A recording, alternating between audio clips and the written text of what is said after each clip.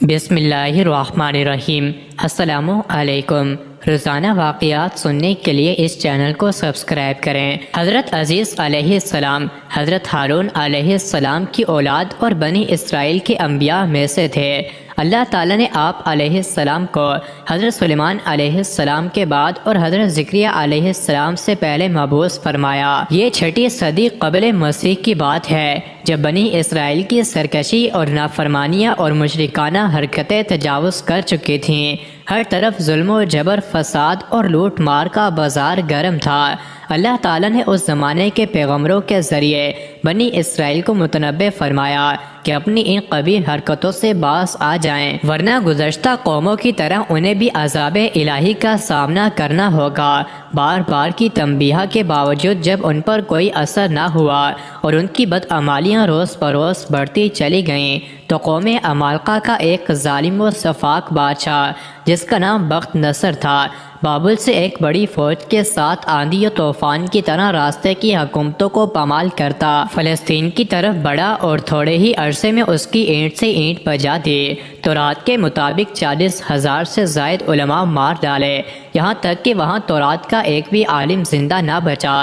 اس کے ساتھ ہی بخت نصر نے بنی اسرائیل کے 80,000 افراد کو قیدی بنایا اور انہیں بھیڑ بکریوں کی طرح ہنکا کر بابل لے گیا، جن میں حضرت عزیز علیہ السلام بھی شامل تھے جو اس وقت 9 عمر تھے۔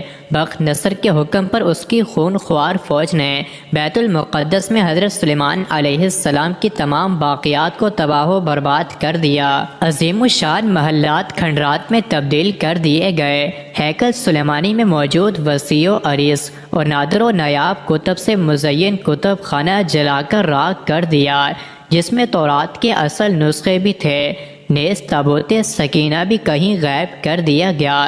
تورات کے مطابق اللہ تعالیٰ نے اس ظالم و جابر بادشاہ پر عذاب نازل کیا اور اس کی شکل مسخ کر دی۔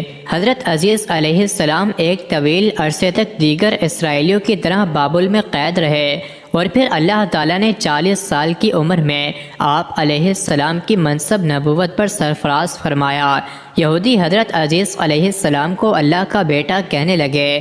حضرت عزیز علیہ السلام کو جب بابل کی اسیری سے نجات ملی تو بحکم خداوندی دوبارہ بیت المقدس تشریف لے آئے۔ اس وقت تورات کا کوئی حافظ زندہ تھا اور نہ ہی تورات کا کوئی نسخہ موجود تھا۔ آپ علیہ السلام کو فکر لاحق ہوئے کہ اب اللہ کے کلام کو عام لوگوں تک کیسے پہنچایا جائے۔ چنانچہ انہوں نے اسرائیلیوں کو جمع کیا اور چونکہ آپ علیہ السلام نے بچپن ہی میں تورات حفظ کر لی تھی، لہٰذا اسے ان سب کے سامنے پڑھ کر تحریر کروایا۔ بعض اسرائیلی روایات میں ہے کہ جس وقت انہوں نے بنی اسرائیل کو جمع کیا، سوائے حضرت عزیز علیہ السلام کے اور بخت نصر نے تورات کے سارے نسخے جلا دیے تھے، لہٰذا آپ علیہ السلام ہمارے لیے تورات کو لکھ کر دکھائیے۔ حضرت عزیز علیہ السلام کے والد نے بخت نصر کے ایام میں تورات کے ایک اصل نسخے کو دفن کر دیا تھا اور آپ علیہ السلام کے علاوہ کسی کو اس جگہ کا علم نہیں تھا۔ چنانچہ حضرت عزیز علیہ السلام ان کو لے کر اس جگہ پہنچے اور گڑھا کھود کر تورات نکالی، جس کے اوراق بہت بوسیدہ ہو چکے تھے اور لکھائی بھی مٹ چکی تھی۔ پھر آپ علیہ السلام سب کو لے کر ایک درخت کے سائے میں تشریف فرما ہوئے۔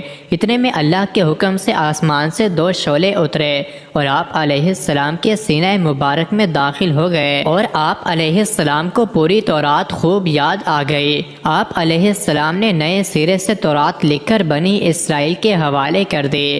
ایک تو آپ علیہ السلام نے تورات لکھی اور دوسرے آپ علیہ السلام کے ساتھ 2 شعلوں والا معجزہ پیش آیا، جس کی وجہ سے بنی اسرائیل انہیں اللہ کا بیٹا کہنے لگے۔ حضرت ابن عباس رضی اللہ عنہ فرماتے ہیں کہ حضرت عزیز علیہ السلام اس آیت کی حقیقت کے مصادق بن گئے اور ہم آپ کو لوگوں کے لیے نشانی بنا دیں، یعنی بنی اسرائیل کے لیے، اور یہ نشانی اس طرح تھی کہ آپ علیہ السلام جب اپنے بیٹوں اور پوتوں کے ساتھ بیٹھتے تو وہ بوڑھے لگتے اور آپ علیہ السلام بالکل جوان کیونکہ آپ کی وفات 40 برس کی عمر میں ہوئی اور 100 سال بعد جب اٹھے تو پھر وہی عمر تھی۔ مزید ایسے ہی ویڈیوز کے لیے چینل کو ضرور سبسکرائب کریں۔